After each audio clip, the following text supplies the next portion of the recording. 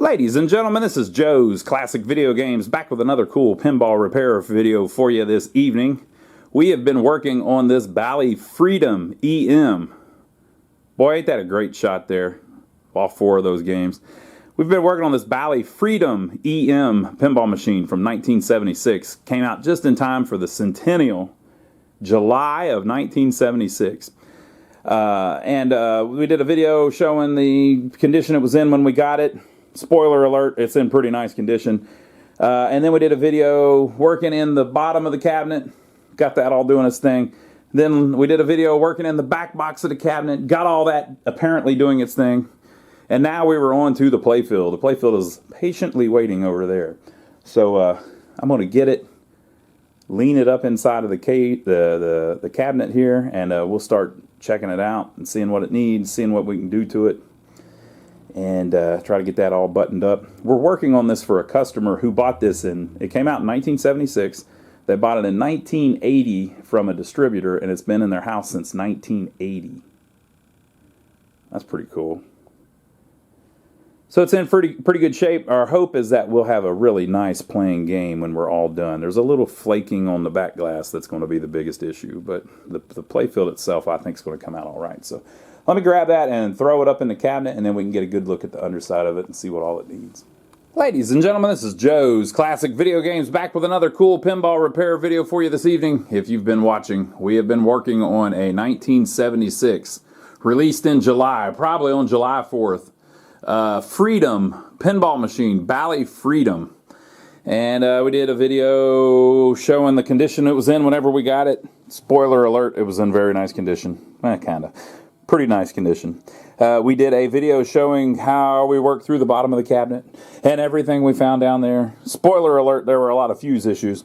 We did another video of the back box where we worked through everything, all of the electronics, at least, in the back box. And I got to test out the buzzer for when you go over the top, when you get over 100,000 points. And we are now up to, we're going to work on the playfield. So this is the playfield. It's actually in pretty nice shape. This thing came out in 1976, and this particular one, we have the receipt for it over here where it was sold into a home in 1980. So it was only used for about 4 years on location. And if you don't know, in a house, usually they get a lot less play. People will play them for a little while, and then they sit around for a while, and then they play them for Christmas, and then they sit around for a while. And so it's one of those things where they don't get anywhere near the use and abuse that they do on location. So the longer one is in a home, usually the better shape that it's in. But that's not a definite. If it's in a home and the people that live there are, you know, pigs, they might destroy the thing, right? But this one is not that case. This one's been well taken care of. So let's check out what we've got on the bottom of the playfield and what needs our assistance. So at the top we have this unit, which is an eject. There's a saucer up there, and if the ball lands in it, it ejects it out. Now that spring looks a little weird. I don't know about that. I don't think that's right. Is that right? I don't think that's right. That don't look right. Might have to mess with that. Well, I'll be damned. Maybe it is right. We'll have to adjust it a little bit, though. It looks like it's on wrong or something. So we'll mess with that. We have this, what they're calling the wheel unit, which is just a regular stepper unit. They're always the same. The ones on the bottom were in good enough shape that they didn't even need that much work. But this one, you see how it's just got one coil? Whenever you just have one coil, that means that it just keeps going in one direction.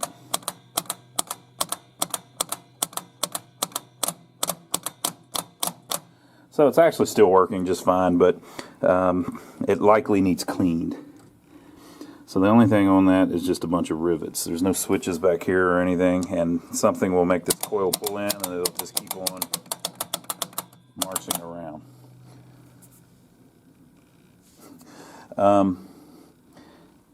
This is what makes a spinner work. There is a little piece of metal that hangs down through the playfield and makes a switch close as the spinner spins around. So that's what that is. Looks like there's another one over here doing the same thing. These three things would be 3 pop bumpers. They all look fine. when we worked on the flip-flop recently, we caught it on fire. One of the pop bumpers caught on fire, so hopefully that won't happen on this one. Everything looks cool. Just a little dirty, maybe. The other saucer there that we were looking at. The way these work is there is a little switch that sticks through that hole. When the ball lands in the hole, it pushes that switch down, and that's how the game knows that something has landed in the hole, and so it starts doing whatever it does. Some light bulbs just in a circle, and then this is a rollover switch. There is a little white star, and the center of it has a little point on it, and it just sticks down through and makes the switch connect. Simple as that. Here are the drop targets. So there's one big coil on this side that when it pulls in, it resets all of them, right? And then when the playfield's down, gravity makes that fall back down like that. And then as each drop target falls, it lands on this little switch here and connects the leaf switch. Very simple. Light bulbs here and there. Hopefully the relays that make those work are clean and adjusted now that we've went through everything. In-lane and out-lane switches.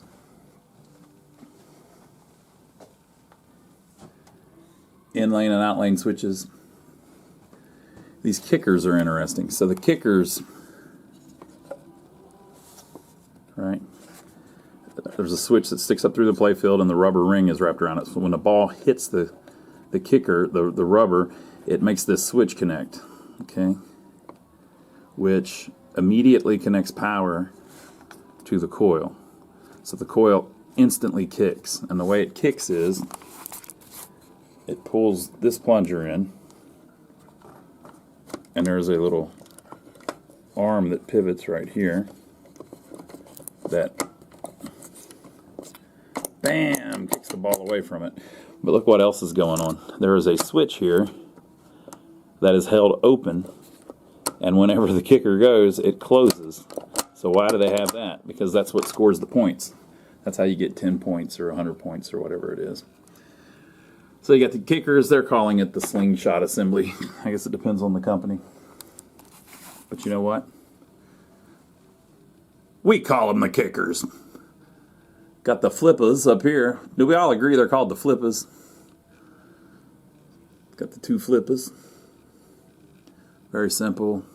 When you hit the button, it pulls the coil in, makes this pawl spin around. That's connected to the bottom shaft of the flipper. And then also you have this little lever here that opens that switch. So by doing that, it adds one of the, so there's two coils. One from here to here and one from here to here. So one of them, when the power runs through it, it pulls it in, bam! And when it opens this, it removes the jumper that is on this coil, making it a longer coil, which makes it weaker so that it can hold the ball up and won't burn out. We still get people saying, well, I know on a pinball machine that you should never hold the buttons in. Well, you can hold them in if it's adjusted right.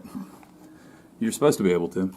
And on this particular machine, the flippers are ran off of DC voltage. It's a bridge rectifier. Maybe also the pop bumpers, maybe, or maybe not. Maybe just the flippers. Okay, and then you have two relays here. One says it's the spinner relay, whatever that does, and one says it's the spinner score change relay, whatever that does. We'll figure that out later. But that's about it. Oh, we also have the bonus unit. Bonus unit, very simple, just two little blades on it. Let me see if we can get that to step up into its thing. So it has two coils on it, so why would it have two? One's to step it up, one's to reset it. So this one steps it up. So it pulls in, and there's a little lever there. Click, one step, click, click. Pretty cool, right? So it'll get up to, at some point, look, it can't go any higher because there's a tooth missing on purpose. So if you keep scoring the bonus, it don't give it to you. Can you believe that? And then this one, what's it going to do?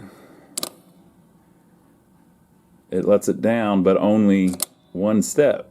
Well, at the end of the game, the entire bonus goes down. Why does it only let one step go down? Why doesn't it go all the way back to the beginning? Well, it does it one step at a time so that you can score properly. So it's, let's say your 8,000 is lit right now. So you should get 1,000 points while 8,000 is lit. So something over here is connected to the 1,000-point relay or whatever. So you get a point. It goes ding, and you get your 1,000 points, and then this pulls in and goes again. And guess what? You just landed on another rivet. So what's it do? Ding! It gives you another one, and it keeps doing it. And so you get one for every rivet until you get back to the home position. So the home position, it opens up a couple switches and closes a switch. See how the one on the top there is closed now, but the one below it's open, and this one down here is open.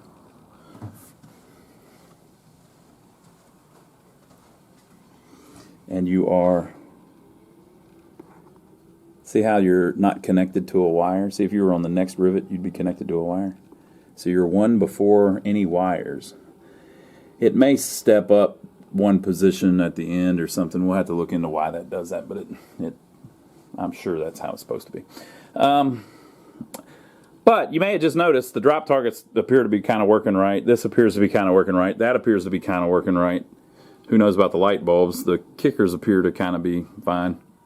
The flippers seem to kind of be fine. So why are we messing with it? Well, it's because we want to get it reliable. So we're going to do a little bit of preventative maintenance to see if we can preventative it. You like that word? To see if we can prevent some stuff from happening down the future, and it'll last long term for the customer. So the first thing I think we'll do is I'm going to replace all the light bulbs. So I'm going to take every one of the light bulbs out one at a time, and if there's dirt on the lens above it, where's a good example of that? Like this one. You can't see it, but that lens is real dusty and dirty in there. So I'm going to take a Q-tip with some Windex on it and just clean the inside of that lens. So the reason you do that is so that on the top part of the playfield, you see a nice bright light shine through it instead of a dirty look.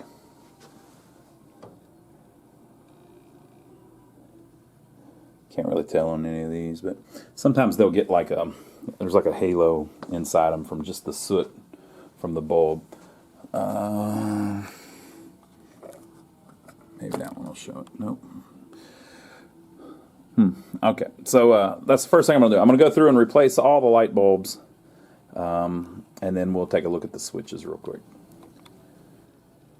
So I replaced all the light bulbs. I started doing a few of them, and there wasn't much dust in them, so I tried the old paintbrush trick, and it worked pretty good, actually. So you can take an old paintbrush, just a cheapo one. This is literally like a $1 paintbrush. And you can use it to dust, you know, so like down inside the lens. But if you get some stubborn dirt, you can clean it off too with a Q-tip.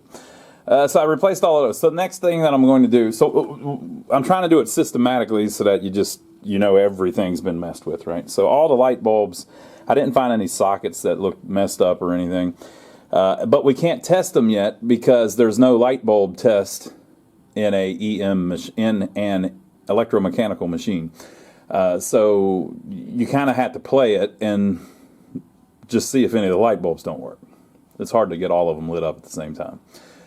So the next thing I'm going to do is I'm going to mess with the switches. So stuff like, I'll show you things that you're looking for. See that switch right there? That thing has been smashed flat to where it's always connected. So this is the out lane. I didn't do that. It was in the machine like that, which means the last time someone tried to play it, let's say this scores 100 points. As soon as you start the game, it would have pulled in the 100-point relay, and then worse, it would have left it pulled in.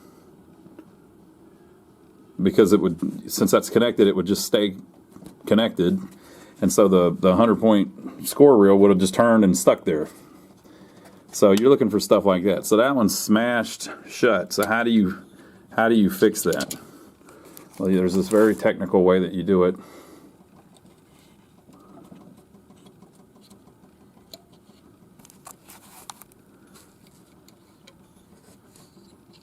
Still not right. There's a little tool you can use for it, but depending on how bad it is, sometimes it's better to just use your hand.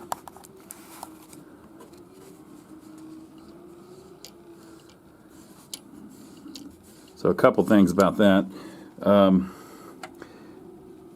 We need to clean that too, so I'm going to take like a little, I've got a file that I use that's all worn out, so it's hardly abrasive at all, that just cleans it a little bit. You don't want to use like a really stiff file, or a really aggressive file, because you don't want to mess up the contact face on the contact. You can use like they call them burnishing tools, but those are really, since these are like the, well, I don't know what kind of material that is, but basically, just don't go crazy on it. That's my whole point. Don't go nuts on it. So that's one thing. The other thing I was going to say is there's a difference between rolling over the lane with your hand and doing it with a ball. So sometimes you'll adjust them and it still isn't right.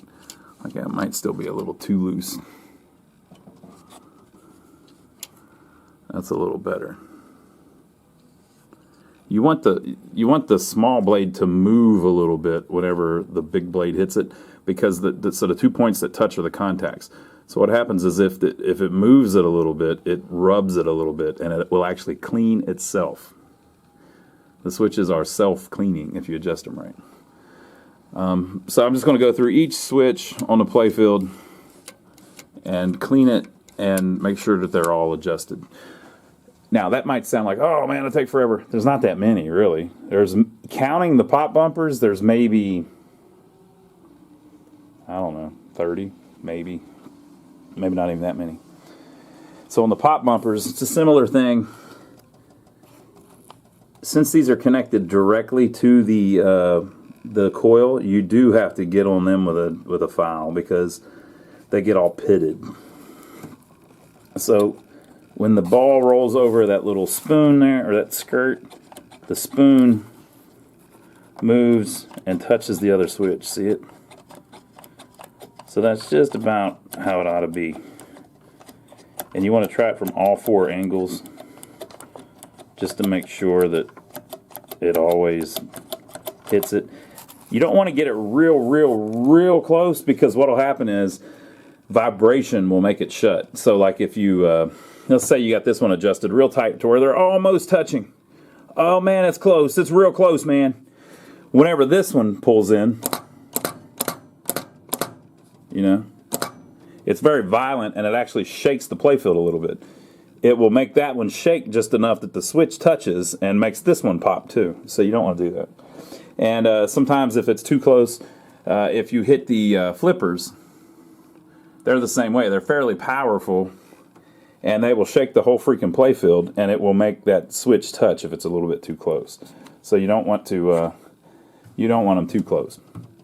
And it kind of works like the kickers do. There is another switch here that's held open, and when this pulls in, it closes. That switch that closes gives you your 10 points or whatever. So I'll go through and clean all the switches, and that'll be that knocked out. Now the spinner is just a simple switch as well. As the spinner spins around, that wire pulls it up and makes it connect. 10 points, 20 points, 30 points. And so if you hit it real fast, look at that. Look at all those points I got. I was cheating, the glass is off. Alright, so switches, and then on to the next thing.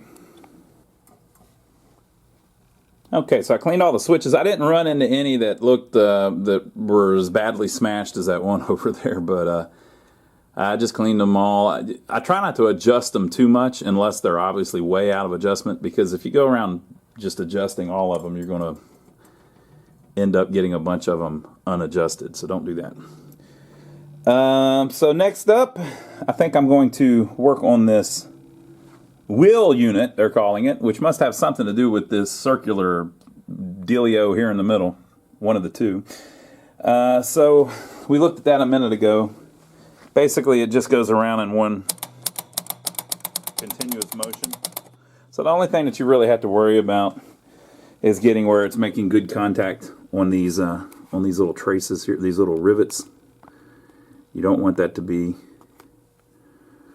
dirty. So all I'm going to do is I'm going to carefully take that spider off. And then I'm going to lightly sand the rivets, just lightly, with very light sandpaper. Don't use any crazy. You don't really even. If you can clean it without that, it'd be even better. But I don't mind doing a little bit of light sandpaper on it. You just want to get them kind of shiny again. You're just trying to get all of the grease and oil and stuff off of them. And so I like to scratch it off. You might want to use a chemical or something. But I've had good results with very light sandpaper. I'm talking 600 grit, something like that. And then once you do that, I'm going to put a little bit of synthetic grease on it. So I'll show you that here in a minute. Let me pop that off, and I'll show you what we're left with. Much better. So I just cleaned it. Like I said, I lightly sanded it, and then I put some grease on it. So this is the stuff we use. We've got a new thing. If you go to our website, lionsarcade.com, if you don't know, that's our last name, Lyons. I'm Ron Lyons, Joe Lyons, Donnie Lyons. If you go to our website, lionsarcade.com, we have a new page on there, our parts page. And on the parts page, we've put a bunch of links to a lot of the stuff that people ask us about all the time. So we get people saying, where did you get that? What clear coat spray paint do you use? What this and that and the other.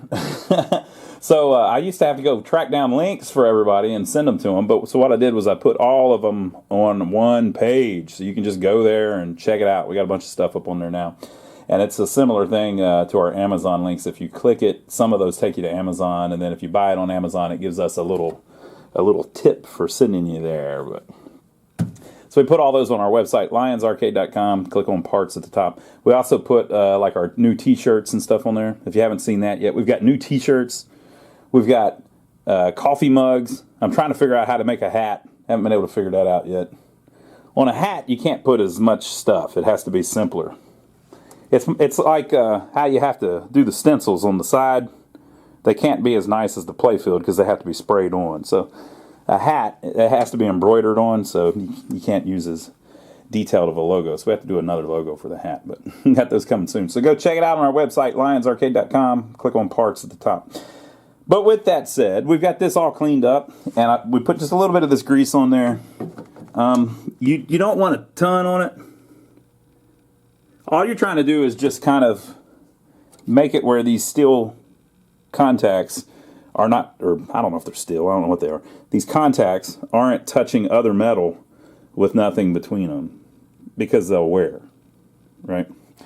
And so you're just trying to put a little bit of grease on it. Now this middle piece is nylon. So since it's nylon, the piece that goes through, it's nylon and a metal bushing. So since it's nylon, you don't want to use any kind of grease or oil or anything like that because nylon doesn't need it. Just leave it dry. Now, I've heard some people say that there is a belief that if you oil something that's nylon, eventually it will soak into the nylon and make it swell a little bit, which makes it where it doesn't turn inside bushings and stuff. So I don't know if that happens, and it might take for forever, but if it does happen, I don't want it to happen to me. So I don't put any oil on nylon if you can help it, because it's unnecessary. But we do put it where anywhere there's metal on metal, like those rivets. So I'll put this, I cleaned the contacts off the spider too. I'll put this back on there, and that one should be done. And then we'll move on up to this one. Okay, one last thing on this one. If you look, the spider legs don't perfectly line up with the rivets. If they're a little bit off like this one, it's not that big of a deal, but sometimes they'll be so far off that you're actually touching two at the same time. Like that one is pretty close. Usually the reason for that is because this Bakelite board has moved a little bit. It's not quite centered. So see that screw there? You can take that loose, and there's another one over here to take loose to move it slightly. But if it has already moved, usually it can move back, right? So we may be able to just pull on it a little bit and get it to spin without loosening those screws. I bet I can do it if I didn't have the camera in my hand. But sometimes you can just kind of grab it and move it a little bit. It's a little bit loose, which is, you know, somebody's hit it or something and knocked it out of the way over the years. So I'll see if I can center that up a little bit better, and then we'll move on to the other stepper. Okay, so I was able to do the same on that. I didn't even have to take the spider off, though. If there's only one or two legs, you know, well, there'll always be at least two, but if there's only a couple legs, you can just clean around it and then move it a little bit and clean the one that it was sitting on. And I adjusted the wheel a little bit so that it lines up good. And if you do, whenever you do that, by the way, adjusting the wheel, if you need to kind of walk it through several places just to make sure that it doesn't get to a certain spot where it's way off. Sometimes it'll be in the right spot in one place and then in the wrong spot in another place. So you got to be careful. But easy peasy. The thing looks like it's working good to me, but I think it probably was before. Also, the switch there that we were talking about. So when it's there, it's at the home position. It is opened, that one has closed, and that one has opened. And then when you come off one, stop. Now that one is opened. That one is closed and that one is closed. How can you tell if they're closed? If you move it and you see it moving, you know? Like that thing, they are touching, right? They are closed. Okay, so that one's done. So we've got drop targets, but all I did was clean the switches on those. There's some on the back and some on there. There was nothing to adjust or anything. What we really need to do is clean these Jones plugs up a little bit and then plug it in and see if we can fire the game up. What do you think about that? We've still got to work on the flippers a little bit, but I like to play it a little bit first just to see what the flippers are doing. Okay, so I'm going to clean those Jones plugs. Same thing, just hit them with a little bit of sandpaper. We'll plug them in. See those two female Jones plugs waiting for it. Someone asked me the other day, why don't we use dielectric grease on the Jones plugs? I just don't, because they weren't like that from the factory. The stepper units, many of the companies did put some kind of grease on the stepper units, so it makes more sense to me on that. And it's a moving thing, so it's metal on metal, you know. Now, dielectric grease is to make a better electrical contact, and this stuff that we use is dielectric. So it might be a good idea to put dielectric grease on the Jones plugs. I know you use that in like electrical stuff. Donnie and I keep running into that whenever we're working on service entrances and stuff on those buildings that we're working on. If you don't know about my brother Donnie, he has a channel here on YouTube as well. It's literally my brother. And he and I are always over there on his channel. One of the things we've been doing is working on this little building that we bought in a small town near here, and it's downtown, where we're fixing it up and trying to get it where we can rent it out. So whenever you do some of that electrical stuff, the inspector wants you to put dielectric grease on stuff. So it may be a good idea to put it on the Jones plugs too, but it wasn't like that from the factory, so I usually just don't. It's nothing I've ever really thought about or ran into. So I'm not going to tell you to do it because I haven't completely thought that through, and I don't really know much about that, but it was probably a decent idea. So I'm going to put the plugs back in, clean them up, put them back in, and then we'll lay it down, and we'll see if we can play it a little bit and see if we can figure out if the thing will even start. Okay, so we laid the playfield back down. You can see the dirt on it. The thing's in pretty good shape, but it's dirty. So we will be working on that. Let's turn it on, see if anything happens. Lights up. So, on the video where we did the back box, we got all of the score reels to reset. I moved one back to a 1 so that if the game starts, we can see if it kicks everything out. I need a ball. Let me go grab a ball real quick. A ball has been installed. Okay, so we're going to see if it will start. Basically, it would kick the ball out, and it would reset this 110 back to 0.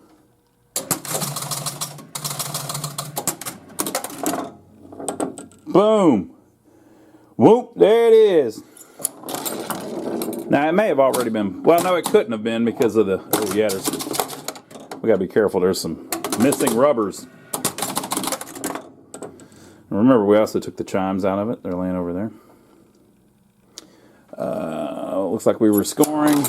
We're now on ball 2. That seems to be working right.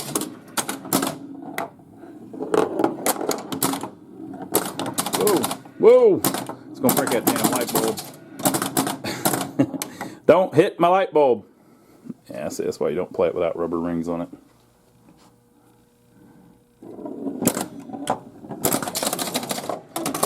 We're going to break some plastic, but ball 3. I just want to see if it gets all the way through to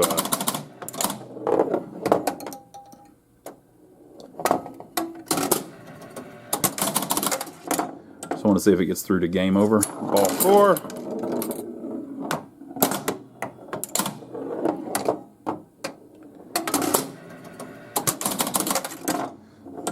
Ball 5. I can tell already this is going to be a fun game.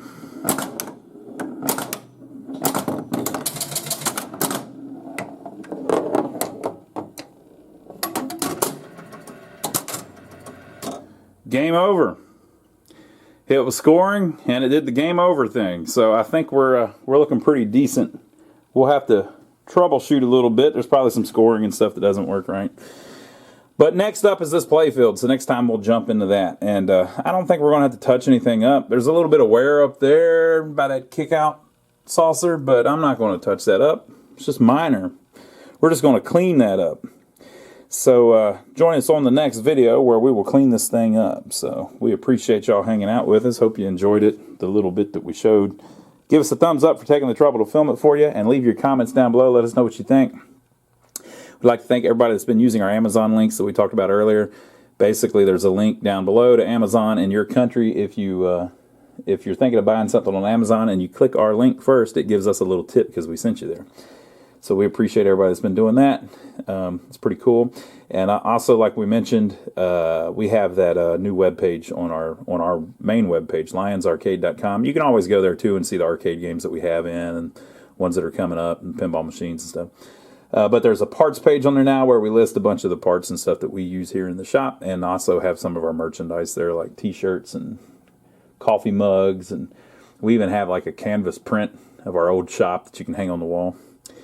So we appreciate everybody checking that out. Thank you, and we will see you on the next video. Hope you enjoyed it. We'll tackle this playfield on the next one.